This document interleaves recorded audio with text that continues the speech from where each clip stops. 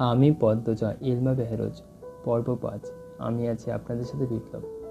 লাহিড়ীগড় দুভাগে ভাগ করা হয়েছে চাদরটা নিয়ে। এক পাশের চৌকিতে হেমলতা ও মোর্শেদ থাকেন, অন্য পাশের চৌকিতে পদ্মজা, পূর্ণা ও প্রেমার দখলে। লাহিড়ীগড়ের পিছনের দরজা আপাতত প্রধান দরজা হিসেবে ব্যবহৃত হচ্ছে।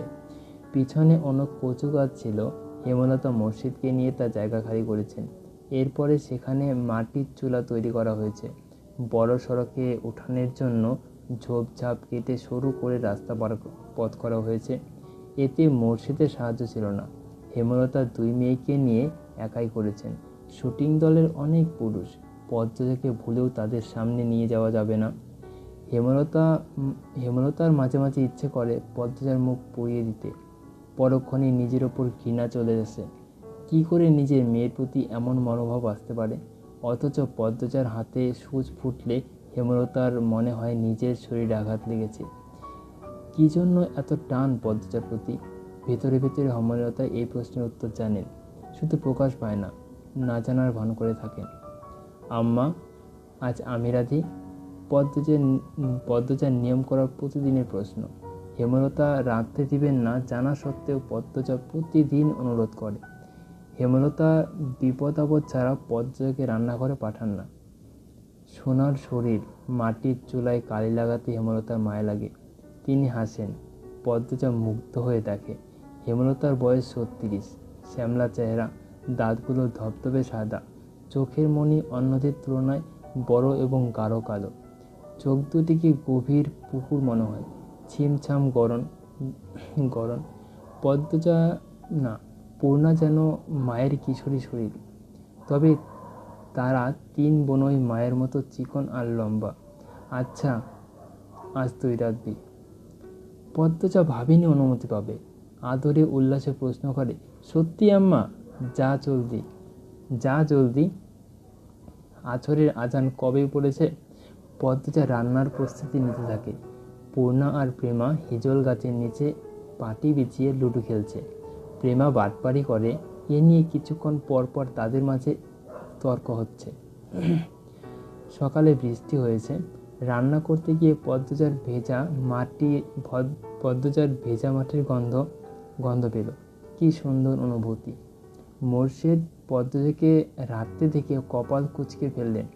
ঘরে ঢুকে হেমলতাকে মেজাজ দেখিয়ে প্রশ্ন ছুড়লেন, এই ছেলে রাঁধতে কেন?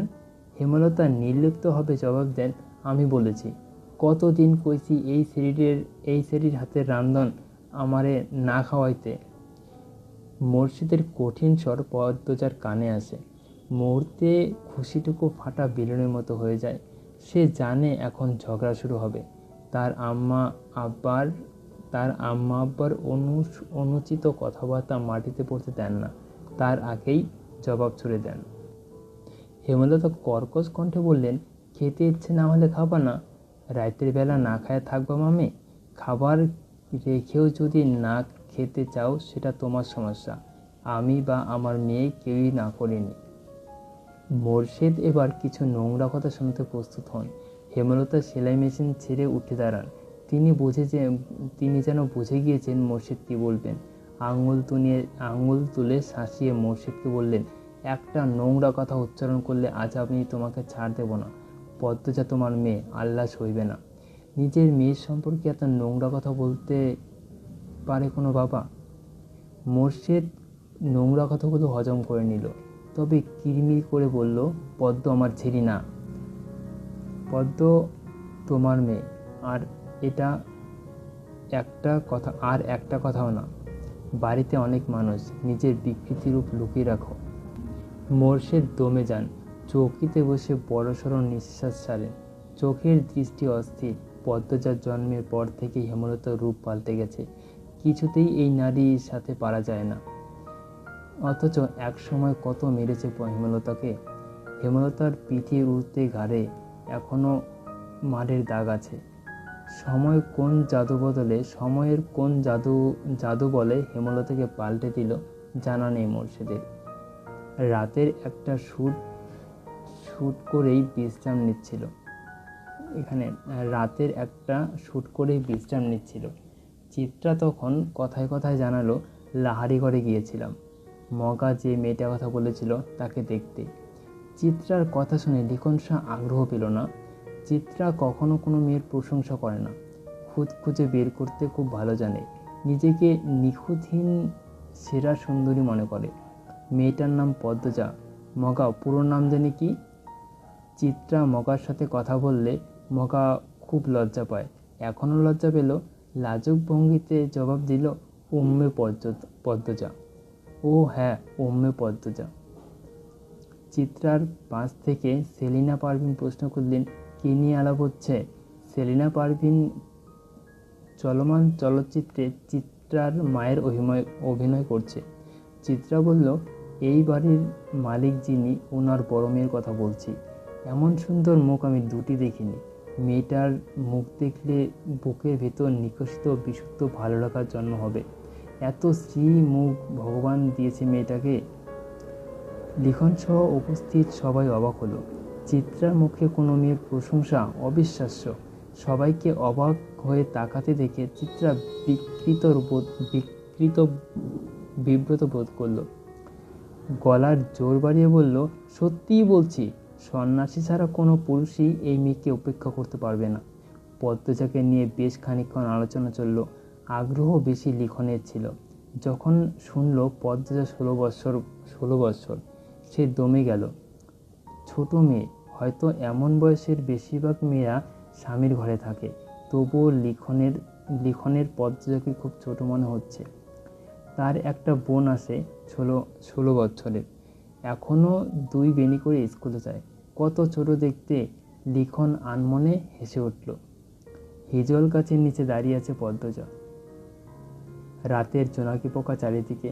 পদ্মজা প্রায় রাতে মুগ্ধ হয়ে দেখে থাকে জোনাকি পোকাদের। মনে হয় দল বেঁধে হারিকেন নিয়ে নাচছে তারা। তবে এই মুহূর্তে রাতের এই সৌন্দর্য পদ্মজাকের মনে ঢুকতে পারছে না। পদ্মজার ঠোঁট কামড়ে কাঁদছে, চোখ দুটো জ্বলছে খুব। মোর্শেদ রান্না খারাপ হওয়ার অজুহাতে থালা ভর্তি ভাত তরকারি চলে পেয়েছে পদ্মজার মুখে। চোখে ঝোল পড়েছে, তা নিয়ে হেমলতার সে কি রাগ। মোর্শেদ অবশ্য চুপ করেছিলেন, তিনি তো রাগ মিটিয়েই ফেলেছেন, আর তর্ক করে কি হবে। হেমলতার কণ্ঠে, পদ্মজা তাকালো। হেমলতার ভেজা কণ্ঠে প্রশ্ন করলেন, খুব জ্বলছে রে মা?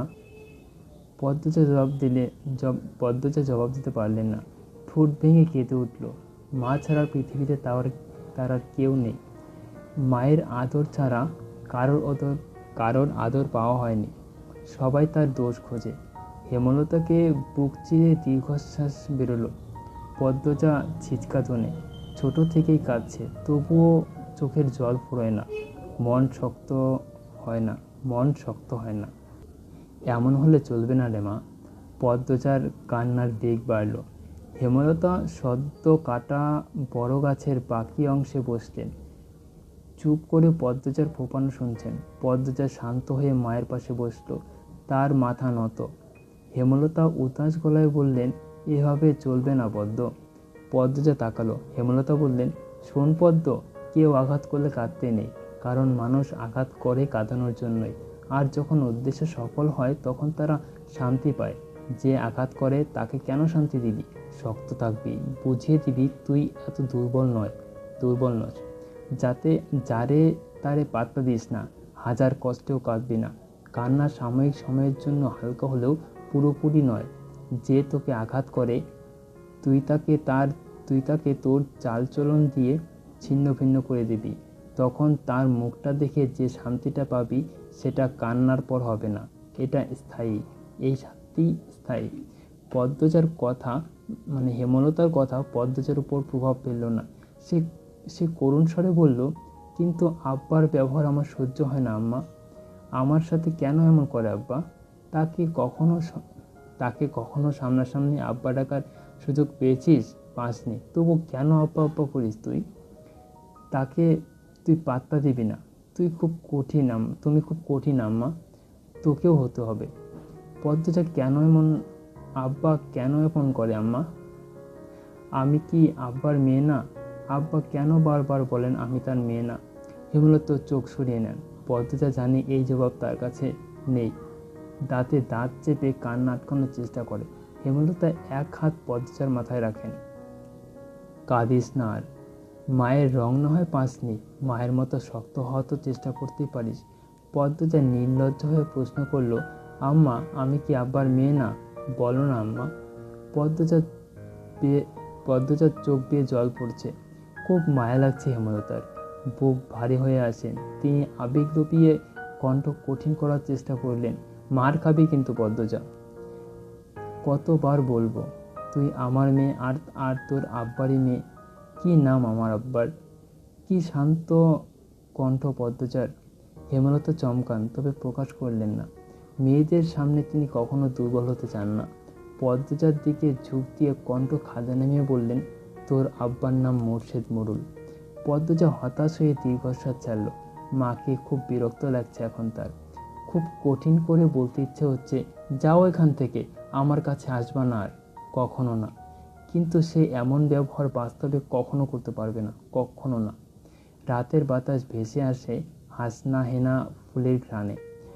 আকাশে থালার মতো চাঁদ, ঝিরিঝিরি মোলায়ম বাতাস চারিদিকে। পদ্মজার চোখের জল শুকিয়ে গেল। হেমলতা ঝিমমিরে বসে আছেন। এ সময় নিস্তব্ধতা কাটিয়ে একটা অসহায় কণ্ঠ ভেসে আসলো।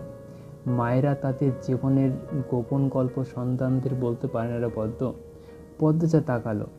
হেমলতা ছলছল চোখে তাকিয়ে আছেন। পদ্মজার কান্না পেল। মানুষটা এত নরম রূপে মানায় না। পদ্মজা আশ্বস্ত করে বলল, আমি আর কখনো জানতে চাইব না আম্মা। শুটিং দলের একজনও বাড়িতে নেই, সবাই স্কুলের মাঠে গিয়েছে। কয়েকদিন ধরে নদীর ঘাটে যেতে না পারায় তৃষ্ণার্ত হয়ে উঠেছে পদ্মজা। এই সুযোগে হাতছাড়া করা যায় না। হেমলতার অনুমতি নিয়ে সে ঘাটে চলে আসলো। ঘাটের সিঁড়িতে বসলো। কয়েক সেকেন্ড পর টের পেল গান বাজছে কোথাও। গানের সুর অনুসরণ করে কয়টা সিঁড়ি নেমে আসে। ঘাটের বাম পাশে বাঁধা নৌকায় একজন পুরুষ বসে আছে, হাতে রেডিও। গানের উৎস তাহলে এখানেই। পদ্মজা বিব্রত বোধ করলো।